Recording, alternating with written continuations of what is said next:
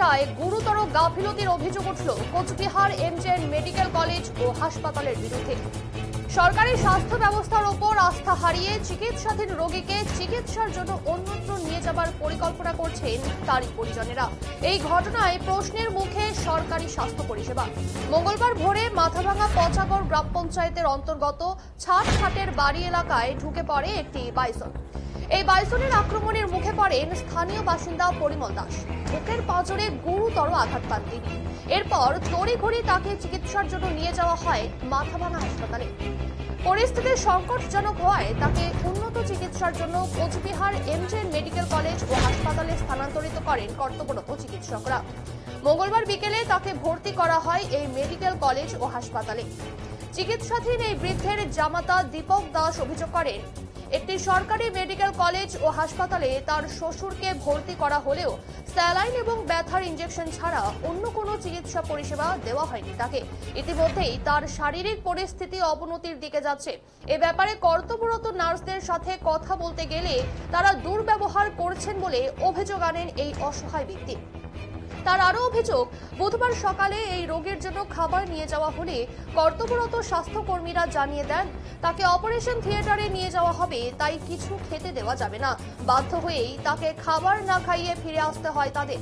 কিন্তু আশ্চর্যজনকভাবে বেলা ৩টে নাগাদ হাসপাতাল কর্তৃপক্ষ তাদের জানায় অজ্ঞাত কারণে তাদের রোগীকে অপারেশন থিয়েটারে নিয়ে যাওয়া হয়নি, তাই তারা খাবার দিতে পারে। হাসপাতাল কর্তৃপক্ষের এই ভূমিকায় রীতিমতো আশ্চর্য হয়ে এদিন চিকিৎসাধীন রোগীর এই পরিজনেরা প্রশ্ন তোলে, অপারেশন থিয়েটারে যদি নাই নেওয়া হয় তাহলে তাদের রোগীকে তাহলে কেন দীর্ঘ সময় অভুক্ত রাখা হলো তাকে? তিনি জানিয়ে দেন, বুধবার রাত পর্যন্ত দেখবেন তারা। যদি এর মধ্যে যথাযথ চিকিৎসা পরিষেবা না মেলে তাদের রোগীর, তাহলে বৃহস্পতিবার সকালে তাকে অন্যত্র নিয়ে যাবেন তারা চিকিৎসা করাতে। এদিন সকাল থেকেই এই হাসপাতাল চত্বরে ভিড় জমাতে শুরু করেন বাইসনের হানায় গুরুতর আহত হয়ে চিকিৎসাধীন পরিমল দাসের পরিজন প্রতিবেশীরা। সরকারি স্বাস্থ্য ব্যবস্থার বেহাল পরিস্থিতি নিয়ে এদিন গর্জে ওঠেন তারাও।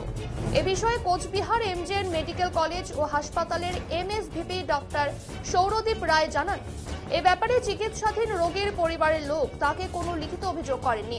অভিযোগ পেলে বিষয়টি খতিয়ে দেখতেন তিনি।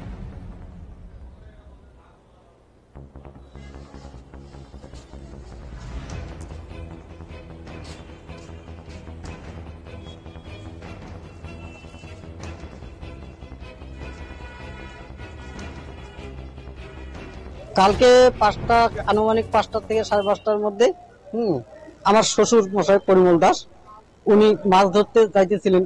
হ্যাঁ, নদীতে মাছ ধরতে প্রতিদিন যায়, ওইটাই রুটি রোজগার প্রতিদিনকার। তো কালকেও যাইতেছিলেন। ওই মুহূর্তে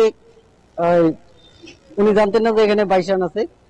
আচমকাই ওনাকে মানে বাইসান অ্যাটাক করে এবং খালে পড়ে যায়। এখন দেখা গেছে যে মানে পাঁজরে মানে প্রচন্ড আঘাত পায়। তো মাথাভাঙা হাসপাতালে তৎক্ষণাৎ ভর্তি করা হয়। সেখানে ডাক্তারবাবু রিপোর্ট দেখে বললেন যে ফুসফুসে জল জমেছে, এরকম একটা দিয়েছেন, এই জন্য রেফার করেছে কুচবিহার এমজেএন হাসপাতালে। তো দুঃখের বিষয় হচ্ছে যে এখানে কালকে 4টার সময় ভর্তি করা হয়েছে, কিন্তু অথচ এই অবধি কোনো রকম চিকিৎসা নাই। শুধু চিকিৎসা পাওয়ার মধ্যে 2টো স্যালাইন আর 2টো ব্যথার ইনজেকশন পাইছে আমার পেশেন্ট। হ্যাঁ, তো এবার বাড়ির লোককে তো এখানে টিসিইউতে আছে পেশেন্ট, এখানে ঢুকতে দিচ্ছে না ওদের নিয়ম অনুযায়ী। হ্যাঁ, তো এ যাবৎ কোনো রকম চিকিৎসা নাই, একদম খুব খারাপ ব্যবহার করে সিস্টাররা, তার মধ্যে এখানকার গেটম্যান যারা আছে। হ্যাঁ, কোনো রকম ভালো পরিষেবা এখানে পাচ্ছি না। তো রেঞ্জার সাহেব ফোন করে শুধু জেনে নেন যে পেশেন্ট কেমন আছে, কিন্তু উনি বলছেন যে আসবেন, কিন্তু এখানে এখন অব্দি দেখা করলেন না। হ্যাঁ, তো গরিব মানুষ, পয়সা কড়ির একটা সমস্যা আছে, টাকা কড়ির একটা সমস্যা আছে, কিন্তু সেটাও এখানে আমরা কুলিয়ে উঠতে পারছি না। তার মধ্যে আবার এখানে আজকে সকালবেলার যে ঘটনাটা, 11টার সময় গেট খোলা হলো, আমি ঢুকলাম। ঢুকার পরে উনি বললেন, মানে সিস্টারটা বললেন যে পেশেন্টকে ওটিতে নিয়ে যাবে, এখন কিন্তু খাবার দেওয়া যাবে না। পেশেন্ট কিন্তু ভাত খাইতে যাচ্ছিল। হ্যাঁ, খাবার দেওয়া যাবে না, যেহেতু ওটিতে নিয়ে যাবে খাবার দেওয়া যাবে না। তা আমি বেরিয়ে পড়লাম। তো এবার এখন 3টা বেজে গেল। 3টা বাজার পরে এখন বলতেছে যে পেশেন্টকে খাবার দাও। ওটিতে তো নিলই না, পেশেন্টকে ওইভাবেই ফেলিয়ে রাখলো। এখন বলছে যে খাবার দাও। তাহলে রুগীটা এতক্ষণ কেন কষ্ট করলো খাবার না পেয়ে? ওটিতে যেহেতু নিবেই না। এখন কেন নিবে না সেটাও আমাদেরকে বলছে না। তো এখানে একটা দ্বন্দ্বের ব্যাপার আছে। আগে বললো ওটিতে নিবে, এখন নিবে না, ডাক্তারবাবু আসলেন না, কেন নিবে না কিচ্ছু বলছে না। তো এই অবস্থায় রুগীটাকে আমরা কেন এখানে ফেলে রাখবো? এখানে পরিস্থিতি খুব খারাপ। তা আমরা চাচ্ছি যে এখান থেকে বের করে নিয়ে যাব। আজকে রাতটা দেখবো, কালকে কিন্তু আমরা এখান থেকে পেশেন্টকে বের করে নিয়ে যাবো যদি এই অবস্থা চলতে থাকে। হ্যাঁ, কি মনে করছেন হাসপাতাল কর্তৃপক্ষের কোনো গাফিলতি রয়েছে? 100% গাফিলতি রয়েছে।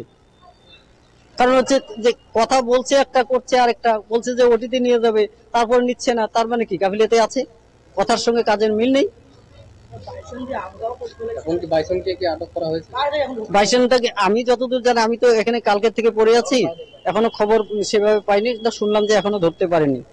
কালকে দাদা বলছিলাম কি হয়েছিল, মানে ঘটনাটি বিষয়টি জানাবেন।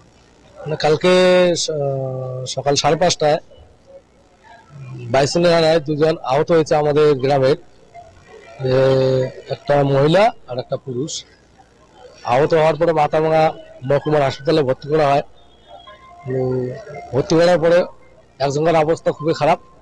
কুচবিহার এনজিএম হাসপাতালে রেফার করার পরে এখানে আনার পরে কোনো চিকিৎসার ব্যবস্থা নাই, মানে ভেতরে ঢুকলে যা তা ব্যবহার করছে। তারপরে হচ্ছে এনজিআর অফিস থেকে কোনো ক্লেম এসছে না, এইরকম হচ্ছে পরিস্থিতি হসপিটালের।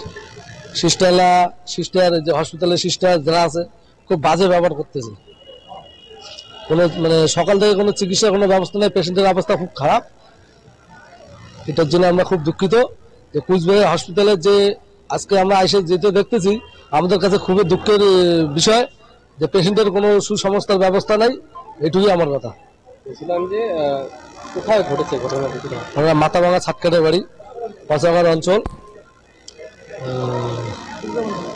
239 নম্বর বুথ। আপনার কি কেউ হয় যে আহত, যারা দুজন আহত হয়েছে? না, আমাদের পাড়া ঠিক আছে, আমরা মানে মানুষের পাশে, মানুষের সাথেই সবসময় থাকি, এটুকুই আমরা করি।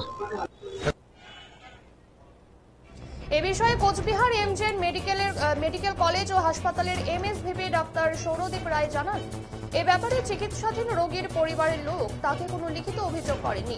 অভিযোগ পেলে বিষয়টি খতিয়ে দেখবেন তিনি। আমি বলবো যে এই বাড়ির লোককে, তো তারা একটা লিখিত অভিযোগ দিক আমার অফিসে।